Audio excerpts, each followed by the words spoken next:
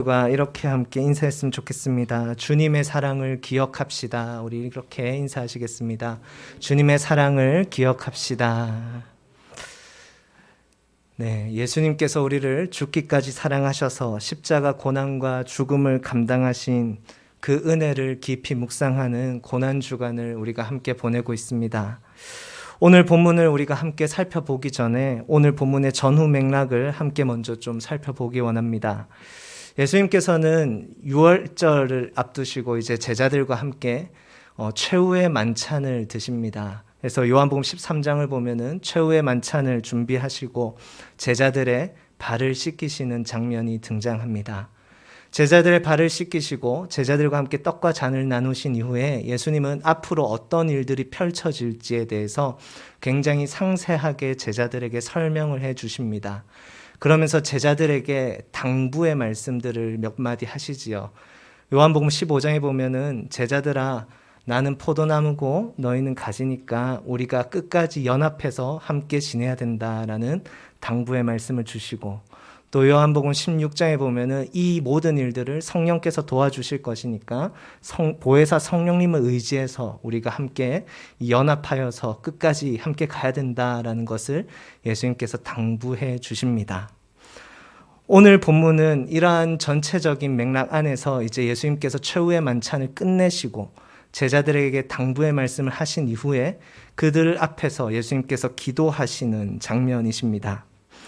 보통 최후의 만찬이 끝난 이후에 사복음서 중에 앞에 세 복음서인 마태, 마가, 누가, 이 공관복음서는 최후의 만찬 이후에 예수님께서 겟세마네 동산에 가셔서 기도하는 장면으로 이어집니다. 근데 요한복음은 굉장히 독특하게 그 최후의 만찬 자리에서 예수님께서 기도를 하시는데요. 그 기도의 내용이 우리가 오늘 방금 봉독한 요한복음 17장 전반을 거쳐서 기도의 내용이 기록되어 있습니다. 우리가 아는 대로 겟세마네 동산에서의 기도는 그저 예수님께서 이 땀방울이 핏방울을 같이 될 때까지 열심히 기도하셨다라는 어느 정도 좀 두루뭉술한 그런 사건과 장면밖에 알지 못하지만 요한복음 17장에 기록되어 있는 예수님의 기도는 굉장히 상세하고 굉장히 세밀하게 그 내용들을 다 기록하고 있습니다. 그래서 이 요한복음 17장의 그 제목 타이틀을 대제사장의 기도라고도 하기도 합니다. 예수님께서는 이 요한복음 17장에서 이 대제사장의 기도를 드리신 이후에 곧바로 가룟 유다에 의해서 대제사장들과 로마 병사들에게 넘겨져 버리십니다. 즉 십자가의 그 길을 본격적으로 걸어가기 시작하시지요. 그렇기 때문에 우리가 방금 봉독한 요한복음 17장은 예수님에게 있어서 마지막 유언적인 기도와 같은 그런 성격을 가지고 있습니다. 그래서 우리는 오늘 본문을 통해서 예수님께서 이 십자가 죽음을 앞두시고 하나님께 어떠한 염원을 간절하게 기도하셨는지 약 3가지 단락으로 나누어서 함께 살펴보고자 합니다. 우리 먼저 오늘 본문 9절에서부터 11절까지 한 번 더 한 절씩 교독해 보도록 하겠습니다. 나는 그들을 위하여 빕니다. 나는 세상을 위하여 비는 것이 아니고 아버지께서 내게 주신 사람들을 위하여 빕니다. 그들은 모두 아버지의 사람들입니다. 나의 것은 모두 아버지의 것이고 아버지의 것은 모두 나의 것입니다. 나는 그들로 말미암아 영광을 받았습니다. 함께 읽겠습니다. 나는 이제 더 이상 세상에 있지 않으나 그들은 세상에 있습니다. 나는 아버지께로 갑니다. 거룩하신 아버지, 아버지께서 내게 주신 아버지의 이름으로 그들을 지켜주셔서 우리가 하나인 것 같이 그들도 하나가 되게 하여 주십시오. 아멘. 예수님께서 마지막 이 유언적인 기도를 하실 때 그 기도 내용의 주된 내용은 중보기도였습니다. 그리고 이 중보기도의 대상은 아주 명확합니다. 예수님은 예수님께서 지금 남기고 가는 자들, 즉 제자 공동체, 그리고 그 제자 공동체인 교회를 위해서 중보하고 있습니다. 이것은 지금도 마찬가지입니다. 예수님께서는 하늘 보좌 우편에서 지금도 주의 몸된 교회를 위해서 중보하고 계시는 중보자이심을 우리가 신앙으로 고백합니다. 예수님께서는 제자들을 위해서 오늘 본문 11절에 보면은 다음과 같이 중보를 하십니다. 아버지, 아버지와 내가 우리가 하나인 것과 같이 저들도 교회도 하나가 되게 해주십시오라고 예수님께서는 기도하십니다. 우리가 먼저 주목해 보아야 할 문구는 우리가 하나인 것 같이입니다. 즉 하나님과 예수님이 하나인 것 같이라는 이 문구에 주목해 봐야 합니다. 예수님은 하나님을 아버지라고 지칭하고 그 하나님과 자신의 관계를 하나라는 단어로 표현하십니다. 우리는 이를 2000년 기독교 역사 속에서 삼위일체라는 단어로 표현했습니다. 성부와 성자와 성령 하나님께서는 셋이지만 하나이십니다. 논리적으로 설명되지 않는 그러한 신비한 방식으로 하나님께서 존재하시는 것이지요. 그런데 논리적으로 설명이 되지 않기 때문에 하나님은 초월적인 신이 되실 수 있는 것입니다. 만약에 우리가 생각할 수 있는 논리로 다 설명이 되는 방식으로 하나님께서 존재하신다면 그분은 우리의 초월자가 되지 못하시는 것이죠. 우리가 상상하고 논리적으로 설명할 수 없는 방식으로 하나님께서 존재하시기 때문에 그분은 우리의 초월자가 되실 수 있으시고 우리의 신이 되실 수 있으신 것입니다. 독일의 저명한 신학자인 위르겐 몰트만이라는 신학자는 이 삼위일체라는 2000년이나 된 언어를 좀 현대인들이 이해하기 쉽도록 번역하면 어떻게 도울 수 있을까를 고민했습니다. 그래서 이 사람은 삼위일체를 다음과 같이 번역을 했는데요. 이렇게 표현하였습니다. 하나님은 공동체로 존재하시는 하나님이다라고 그렇게 표현했습니다.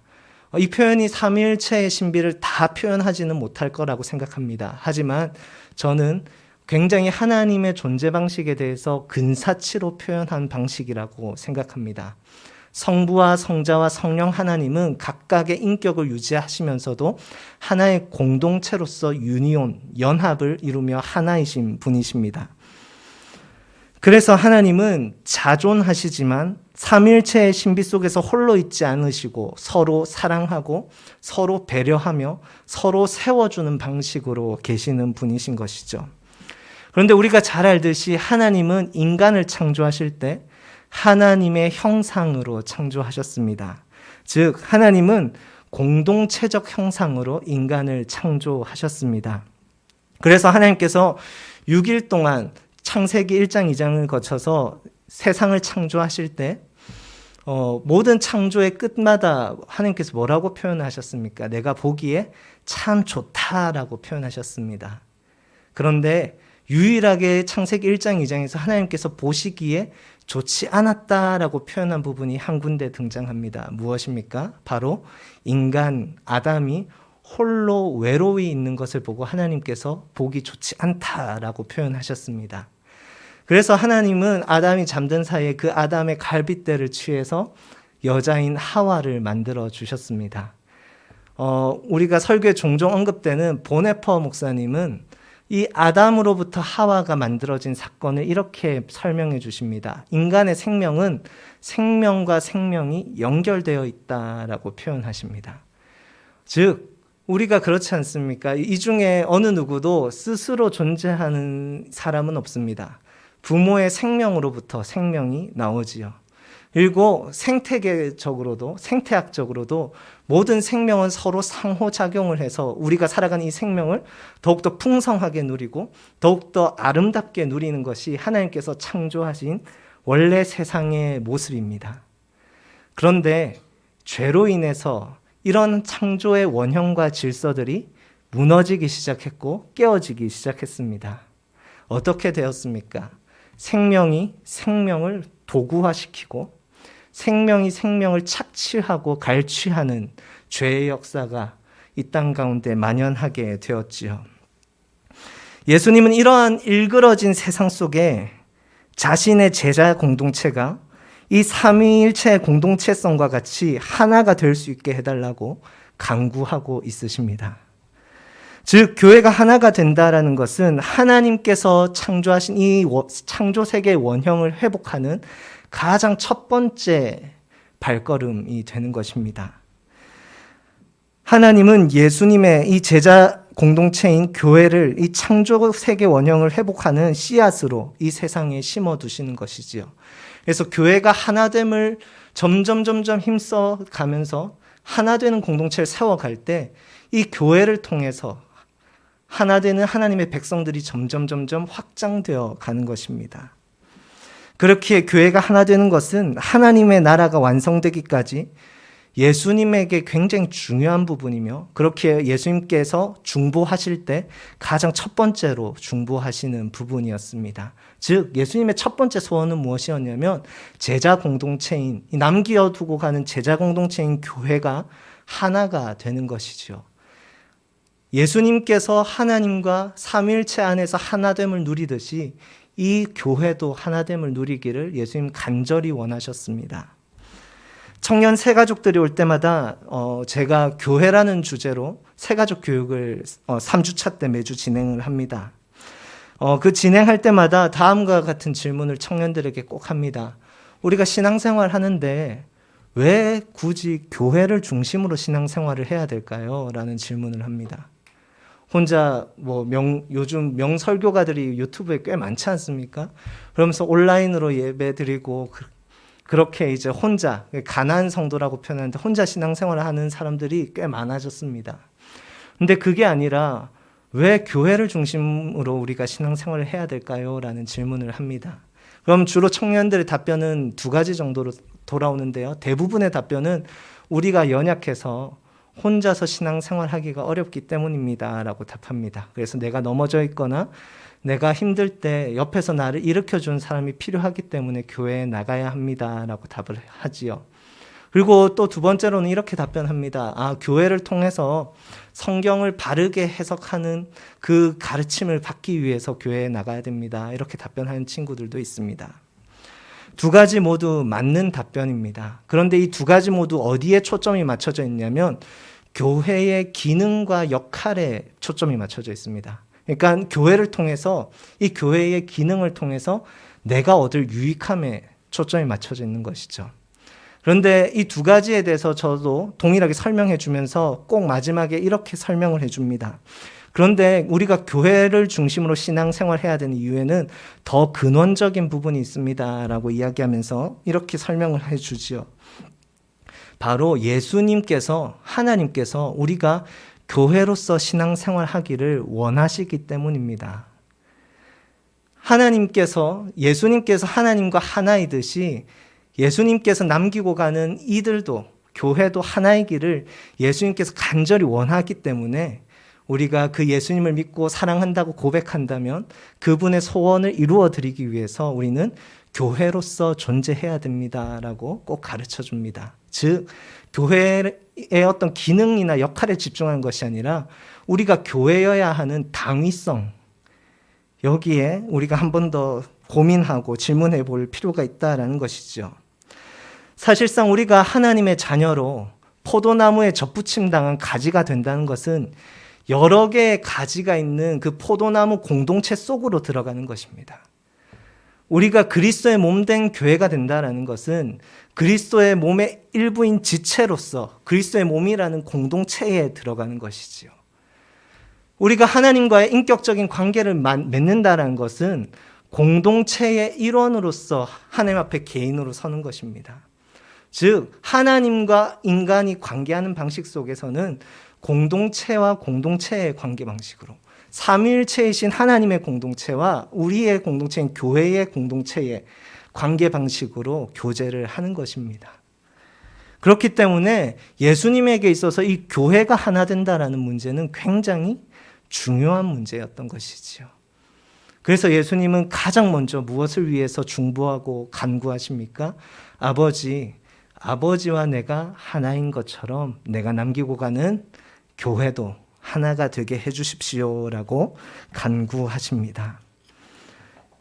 이어서 13절 말씀 제가 봉독해 드리도록 하겠습니다. 이제 나는 아버지께로 갑니다. 내가 세상에서 이것을 아뢰는 것은 내 기쁨이 그들 속에 차고 넘치게 하려는 것입니다. 예수님은 이어서 다음과 같이 말씀하십니다. 예수님께서 삼위일체의 교제 가운데서 누리는 그 기쁨이 하나된 교회 가운데도 차고 넘치기를 원한다라고 기도하십니다. 사도 바울은 에베소서에서 교회를 만물을 충만케 하시는 이의 충만함이라고 묘사합니다. 그 이유는 만물을 충만케 하시는 예수님의 기쁨이 이 교회 안에도 충만하게 흘러가기 때문입니다. 우리는 예수 그리스도 안에서 누리는 성도의 교제를 통해서 이 예수님의 기쁨을 공유하고 함께 누릴 수 있지요. 우리는 목장 모임에서 어떤 것들로 인해서 기뻐하십니까?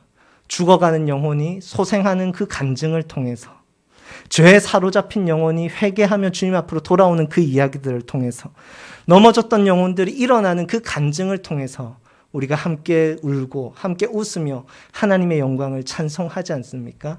어떻게 이런 일이 일어날 수 있습니까? 바로 우리의 모임 가운데 함께하고 계시는 그 예수 그리스도의 기쁨이 성령을 통해서 우리 가운데 흘러오기 때문입니다. 예수님은 결과적으로 교회가 하나됨을 통해서 예수님이 누리는 그 기쁨이 교회 안에도 가득하기를 간절히 원하신다라는 것이죠. 그렇기 때문에 예수님의 첫 번째 소원은 교회가 하나 되는 것입니다. 우리 이어서 말씀 한 번 더 교독하도록 하겠습니다. 14절부터 19절까지의 말씀입니다. 나는 그들에게 아버지의 말씀을 주었는데 세상은 그들을 미워하였습니다. 그것은 내가 세상에 속하여 있지 않은 것과 같이 그들도 세상에 속하여 있지 않기 때문입니다. 내가 아버지께 비는 것은 그들을 세상에서 데려가시는 것이 아니라 악한 자에게서 그들을 지켜주시는 것입니다. 내가 세상에 속하지 않은 것과 같이 그들도 세상에 속하지 않았습니다. 진리로 그들을 거룩하게 하여 주십시오. 아버지의 말씀은 진리입니다. 아버지께서 나를 세상에 보내신 것과 같이 나도 그들을 세상으로 보냈습니다. 함께 읽겠습니다. 그리고 내가 그들을 위하여 나를 거룩하게 하는 것은 그들도 진리로 거룩하게 하려는 것입니다. 아멘. 예수님은 다시 한번 교회를 위해서 기도하십니다. 예수님은 제자 공동체인 교회가 거룩함을 보존할 수 있도록 중보하고 있으십니다.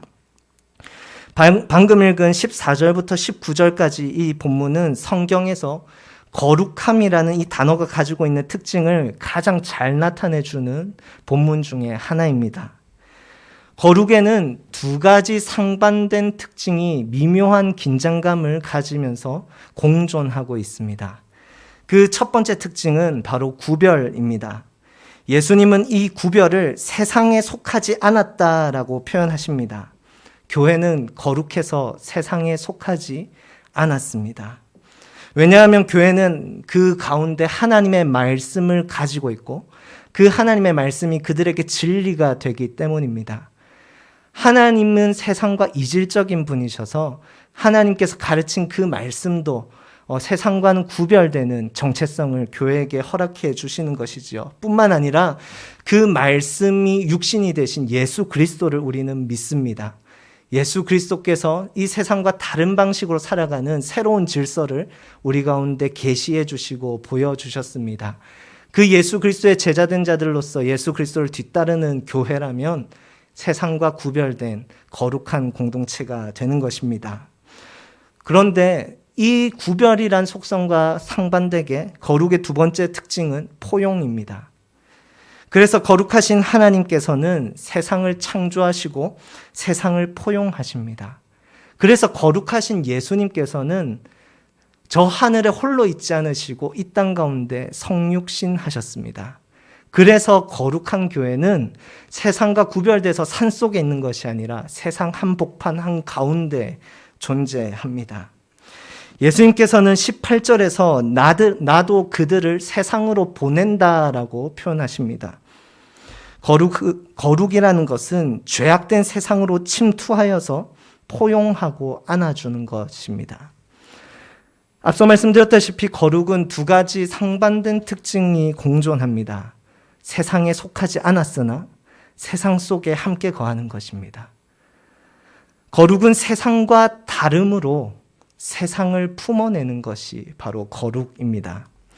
교회는 세상과 다른 모습으로 세상 한가운데에서 죄악의 상처를 끌어안는 대안적인 공동체가 되어야 합니다. 그래서 로핑크라는 신학자는 이 교회를 세상과는 다른 대조사회라는 개념으로 표현하기도 했습니다. 2000년 전부터 시작되었던 가정교회가 저는 그런 공동체라고 생각합니다. 사실상 여러분 2000년 전의 가정이라는 공동체는 우리가 지금 생각하는 것처럼 따뜻하고 화목하고 안전하고 포근한 그런 공간은 아니었습니다. 가정은 남존여비가 가장 뚜렷했던 곳입니다. 가정은 굉장히 억압적이고 폭력적인 곳이었죠. 주인과 노예라는 계층이 구별되는 곳이 집이었습니다. 유교 문화가 가득한 우리의 과거도 그렇지 않습니까?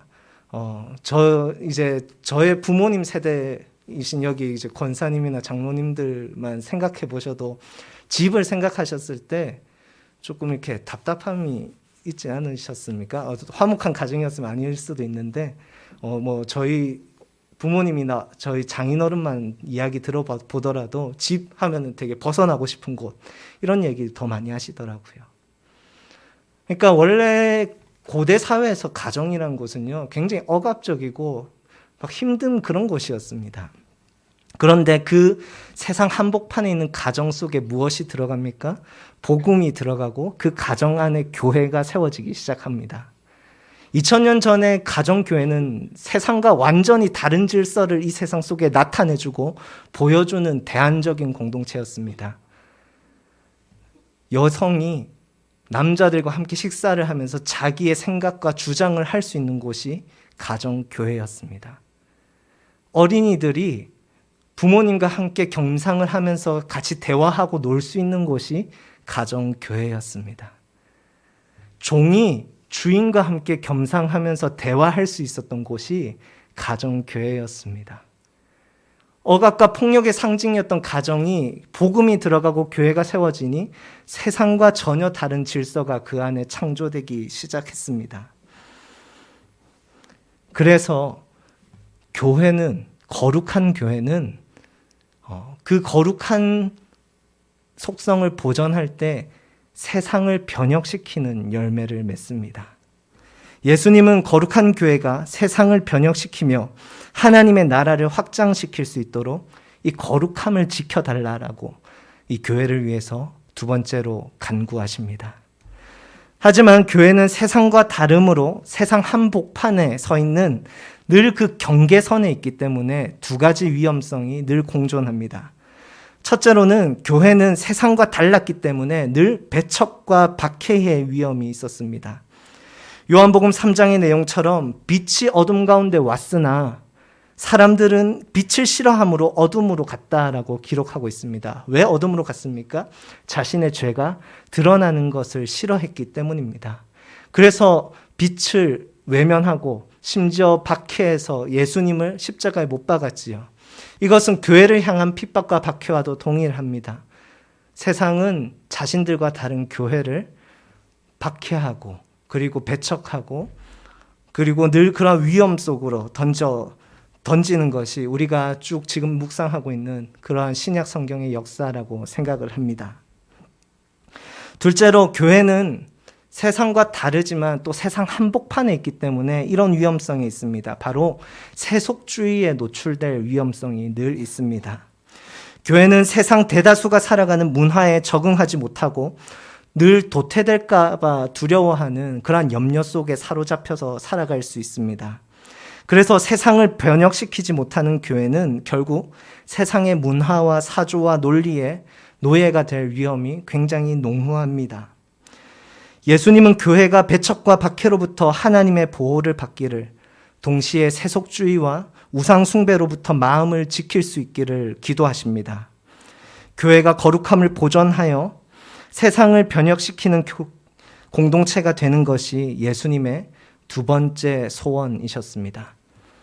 우리 한 번 더 말씀, 오늘 교독이 많아서 죄송합니다. 한 번 더 말씀 교독하겠습니다. 20절에서부터 우리 22절까지 우리 마지막으로 한 번 더 교독하도록 하겠습니다. 20절부터 22절까지입니다. 나는 이 사람들을 위해서만 비는 것이 아니고 이 사람들의 말을 듣고 나를 믿는 사람들을 위해서도 빕니다. 아버지께서 내 안에 계시고 내가 아버지 안에 있는 것 같이 그들도 하나가 되어서 우리 안에 있게 하여 주십시오. 그래서 아버지께서 나를 보내셨다는 것을 세상이 믿게 하여 주십시오.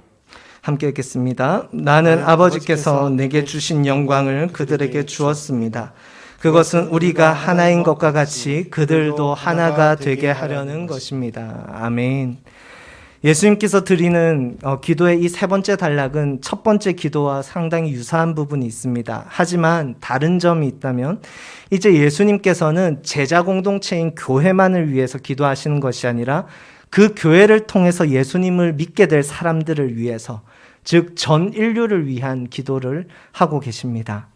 예수님의 세 번째 소원은 교회를 통해서 더 많은 영혼이 예수님을 믿고 주님께로 돌아오는 것, 그것이 예수님의 소원이었습니다. 예수님은 교회 공동체가 선교적인 사명을 감당할 수 있도록 중보하십니다. 선교는 교회의 하나됨이 전 인류적으로 확장되는 것, 그것이 바로 선교입니다. 예수님은 온 인류의 구원을 위해서 십자가를 짊어지셨듯이 온 인류가 하나님의 백성으로 하나 되어 기쁨의 교제를 나누기를 원하셨습니다. 교회는 예수님을 믿는 삶이 그렇기 때문에 얼마나 행복한지, 그리고 얼마나 확실한 진리에 서 있는 삶인지를 하나 되는 모습을 통해서 세상에 나타내고 보여주어야 합니다. 자신의 것을 내어주면서 가난한 자를 돕고 약자를 돌보며 섬기는 교회의 모습은 삼위일체 하나님께서 이 땅 가운데 살아계시고 존재하시는 모습을 세상 속에 나타내는 것과 동일한 것입니다. 세상 사람들은 이 교회의 모습을 보고 또 교회가 전하는 복음을 들으며 예수님께서 길이요 진리요 생명이라는 사실을 깨닫고 주님을 믿을 수 있게 되는 것이지요. 우리의 목장이 하나됨을 이루도록 함께 힘써야 하는 이유도, 또 더 나아가 우리가 VIP를 작정하고 목장으로 초대해야 하는 이유도 여기에 있습니다. 이것은 우리가 사랑한다라고 고백하는 그 예수님의 간절한 소원이기 때문입니다. 가정교회인 목장을 통해서 우리가 VIP에게 보여줄 수 있는 것이 무엇이 있을까요? 뭔가 즐거운 교제? 진수성찬? 물론 이것들을 통해서 우리가 VIP를 잘 섬기는 것은 굉장히 중요한 일입니다. 하지만 결정적으로 우리가 VIP에게 보여주어야 하는 것은 예수 그리스도의 성품과 인격입니다. 예수님은 오늘도 우리의 목장 모임 가운데 함께 하시고 우리의 목장을 통해서 세상에 자신의 성품과 인격을 드러내시는 분이십니다.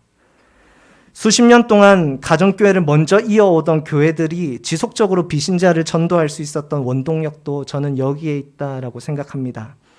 먼저 목장이 하나 되어서 예수 그리스도의 임재를 충만하게 누리고 또 예수님과 같이 서로를 위해 사랑하고 헌신하고 섬기는 모습, 그것이 바로 비신자가 목장으로 나올 수밖에 없는 원동력이지 않았을까요? 이것은 분명히 세상 사람들에게는 커다란 충격과도 같을 것입니다. 그리고 이 충격은 사람으로 하여금 자신의 삶과 지나온 삶과 관계들을 다시 돌아보게 만드는 엄청난 힘이 있다라고 생각합니다. 다시 바른 것을 쫓을 수 있도록, 다시 바른 관계를 회복할 수 있도록 이 목장 모임을 통해서 나타나는 예수 그리스도의 성품과 인격은 사람들의 시야를 다시 조정해주는 힘이 있지요. 예수님은 오늘도 이 교회를 통해서 한 영혼이 주님께로 돌아오고 주님을 믿게 되기를 간절히 원하고 계십니다. 우리가 조금 더 유심히 살펴볼 구절은 21절에 이런 표현이 있습니다. 그들도 하나가 되어서 우리 안에 있게 하여 주십시오. 그들도 모든 전 인류가 하나가 되어서 우리 안에 있게 해 주십시오라고 예수님께서 기도합니다. 교회의 하나됨은 이 단순히 하나됨을 넘어서 삼위일체의 신비한 교제에 참여하는 것입니다. 이 조금 어려운 말일 수도 있는데요. 성부와 성자와 성령 하나님께서 서로 교제하시면서 하나됨을 이루고 계시지 않습니까? 우리가 구원을 받는다라는 것은, 우리가 영생을 누린다라는 것은 이 삼위일체의 사귐 속으로 들어가는 것입니다. 우리가 교회로서 하나됨을 이루어서 이 삼위일체의 사귐 속으로 들어가는 것, 그래서 하나님의 이 신비 속으로 들어가는 것이 바로 하나님 나라의 완성이고 우리가 그토록 소망하는 구원의 완성인 것이지요. 예수님은 이 완전한 사귐을 통해서 우리와 처음 창조했던 그 에덴의 형상들을 회복하기를 원하시는 분이십니다. 그렇기 때문에 우리 교회는 교회를 중심으로 모든 인류가 하나님 앞으로 다시 돌아올 수 있도록 오늘도 어김없이 전도와 선교적인 사명을 온전히 감당해야 할 줄로 믿습니다. 말씀을 정리하겠습니다. 마지막으로 23절 제가 봉독해 드리겠습니다. 내가 그들 안에 있고 아버지께서 내 안에 계신 것은 그들이 완전히 하나가 되게 하려는 것입니다. 그것은 또 아버지께서 나를 보내셨다는 것과 아버지께서 나를 사랑하신 것과 같이 그들도 사랑하셨다는 것을 세상이 알게 하려는 것입니다. 아멘. 최종적으로 예수님이 꿈꾸시는 이 세계의 모습은 교회를 중심으로 온 인류가 하나 되어서 예수님과 완전한 사귐을 누리고 그 예수님을 통해서 하나님께서 이 세상을 얼마나 사랑하시는지 알게 되며 이 세상을 사랑하시는 그 하나님의 영광과 아름다우심을 찬양하는 것입니다. 예수님은 이를 위해 십자가 죽음을 앞두시고 하나님께 세 가지를 간구하셨습니다. 첫째로 삼위일체 하나님이 공동체이면서 하나이듯이 제자 공동체인 교회가 이 하나됨의 기쁨을 경험하는 것이었습니다. 둘째로는 하나님이 거룩하시듯이 교회가 진리의 말씀대로 거룩함을 보존하며 살아가는 것입니다. 마지막으로 거룩한 교회를 통해서 세상이 예수 그리스도를 믿게 되는 것, 그것이 예수님의 소원이었습니다. 우리가 예수님을 주님이라고 고백하고 사랑하기에 우리는 이 모든 소원들을 이루어 드려야 되는 그러한 사명이 있을 줄로 믿습니다. 함께 찬양하고 기도하는 가운데 우리 가운데 거룩한 부담과 도전이 있기를 간절히 소망합니다. 이 시간 말씀을 기억하며 함께 같이 찬양하기 원합니다. 우리 영원한 사귐으로 함께 같이 찬양하시겠습니다.